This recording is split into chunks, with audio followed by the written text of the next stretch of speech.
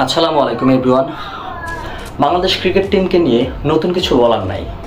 তাদেরকে যত বেশি সমালোচনা করবেন তারা তত বেশি ভালো খেলবে, এটাই স্বাভাবিক। বিগত দিন এটাই হয়ে আসছে, যখন তাদের দেয়ালে পিঠ থেকে যায় তখন তারা একটু পারফরমেন্সের দ্বার হালকা বৃদ্ধি করে। এর আগে তাদের যুক্তি ছিল বা গণমাধ্যমে বিভিন্ন মাধ্যমে শোনা গেছে তাদের বিদেশি কোচের বাসা অতটা বুঝে না, সবাই উচ্চশিক্ষিত তো সেজন্য বুঝে না। সেজন্য আমাদের বাংলাদেশের সেরা কোচ মোহাম্মদ সালাউদ্দিন স্যারকে নিয়োগ দেওয়া হলো। তিনি থাকা সত্ত্বেও তিনি ম্যাচের আগের দিনও হাতে পায়ে ধইরা তাদের সব কিছু শিখিয়ে দিয়েছে। মানে তাদের প্রতিদিনই শেখায়, তারা শুধু শিখতেই থাকে কিন্তু শেখার যে একটা প্রয়োগটা মাঠে প্রতিফলন হয় না। যখন প্রতিফলন হয় কখন? যখন তাদের দেয়ালে পিঠ থেকে যায়, আর নিতে পারতেছে না, দলে জায়গা থাকবে না, তখন তারা সামান্য একটু পারফরমেন্স করে, তাতে মানে ভুলবশত ক্রমে দলটা জিতে যায়, আল্লাহ তারা হাঁপ ছেড়ে বাঁচে, এরকম অবস্থা। তো এরকম আর কতদিন দাদা, এরকম আর কতদিন চলবে বাংলাদেশ ক্রিকেট? জিম্বাবুয়ের মতো দলকে যদি কনফারেন্সের আগে প্রেস কনফারেন্সে যদি বলেন, দলের একটা ক্যাপ্টেন যদি বলে জিম্বাবুয়ে এবং অস্ট্রেলিয়া সেম টিম, তো আপনার প্লেয়ারকে অস্ট্রেলিয়া টিমের সাথে ব্যাটিং করলো নাকি? মানে এই হাল কিভাবে হয়? মানে 60 ওভার পিটাতে পারেন না মাঠে নেমে, 60 ওভার টেস্টে একদিনে 90 ওভার খেলা, আপনি 60 ওভারই পিটাইতে পারেন না, কিভাবে হবে? 60 ওভার যদি ব্যাট না করতে পারেন তাহলে হবে? বিগত 2 বছরে 14টা ম্যাচ খেলেছেন, মানে 14টা ইনিংসে 2বার মাত্র 60-এর ঊর্ধ্বে আপনারা এক ইনিংসে ব্যাট করেছেন, ঠিক আছে? আর 12টা ইনিংসেই 60-এর নিচে।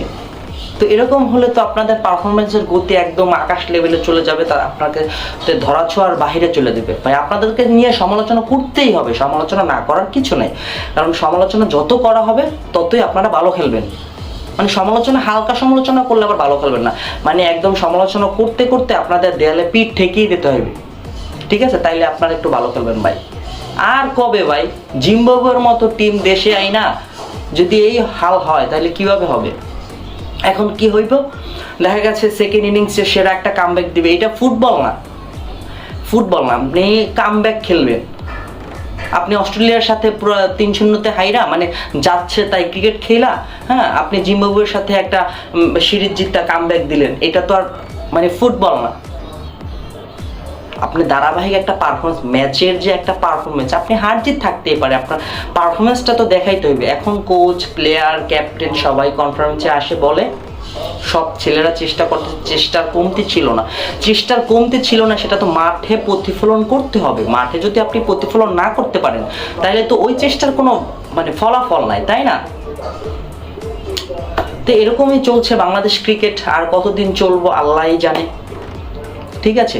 তার থেকে ফার বেটার বাংলাদেশ ফুটবল। এখন বাংলাদেশ ফুটবলকে নিয়ে মানুষ যেভাবে উন্মাদনা উত্তেজনা সৃষ্টি করতেছে, এটা স্বাভাবিক।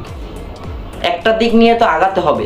ফুটবল সবসময় জনপ্রিয় খেলা, এবং জনপ্রিয়তা বাংলাদেশ ফুটবলে অতি শীঘ্রই বাড়বে, এটা স্বাভাবিক। হামজা চৌধুরী আসলো, শামিদ সোম আসছে, তারও সব কিছু মোটামুটি প্রসেসিং চলতেছে, হয়তোবা জুনের 10 তারিখে ম্যাচ খেলতে পারবো। তারপরে কুবা মিচেল তো আগ্রহ প্রকাশ করেছে, সব কিছু কমপ্লিট, এখন জাস্ট প্রসেসিং। আর উনি কুবা মিচেল বলছে বাংলাদেশের হয়ে উনি প্রপার বাংলাদেশি হবে, নট প্রবাসী বাংলাদেশি, ফুল বাংলাদেশি হবে। এটাই অত্যন্ত মানে আনন্দের সংবাদ, কারণ ওনার বয়স খুবই কম। উনি যদি ফুল টাইম বাংলাদেশকে সার্ভিস দেয়, এটা বাংলাদেশের জন্য মানে বড় একটা প্রাপ্তি হবে। তো দিন শেষে কিছু বলা নাই বাংলাদেশ ক্রিকেট নিয়ে, সমালোচনা করতে থাকেন, পারফরমেন্স বৃদ্ধি হতে থাকবে বাংলাদেশ টিমের, এটাই কামনা এভাবেই জানাতে হবে যে পারফরমেন্স খারাপ করুক, আমরা সমালোচনা করি, বাংলাদেশ টিম ভালো খেলবেই, মানে বাংলাদেশ টিম ভালো খেলবেই কোনো একদিন, সেই দিনটা আপনি আমি জানি না, সেটা কেউই জানে না, কোনো প্লেয়ারও জানে না, কোনো কোচও জানে না, মানে যে কোনো একদিন ভালো খেলবেন, বুঝতে পারছেন? যে কোনো একদিন ভালো খেলবে তারা। তো এই হচ্ছে বাংলাদেশ ক্রিকেটের অবস্থা। ভালো থাকবেন সবাই, সমালোচনা করতে থাকেন, তাদেরকে নিয়ে ট্রোল করতে থাকেন, কিছু করার নাই। নিজের দেশ বলতে বিষয়টা এরকম না, প্রপার ক্রিকেটটা যদি না খেলতে পারেন, প্রপার কিছু না করতে পারেন, তখন আপনার উপর এরকম প্রশ্ন আসবে, সেটার প্রশ্ন উত্তর দিতে হবে মুখ থেকে না, পারফরমেন্স, ব্যাটে বলে পারফরমেন্স করে আপনার উত্তর দিতে হবে। তো সেটার জন্য প্রস্তুত নেন দ্বিতীয় ইনিংসে। আসসালামু আলাইকুম এভরিওয়ান।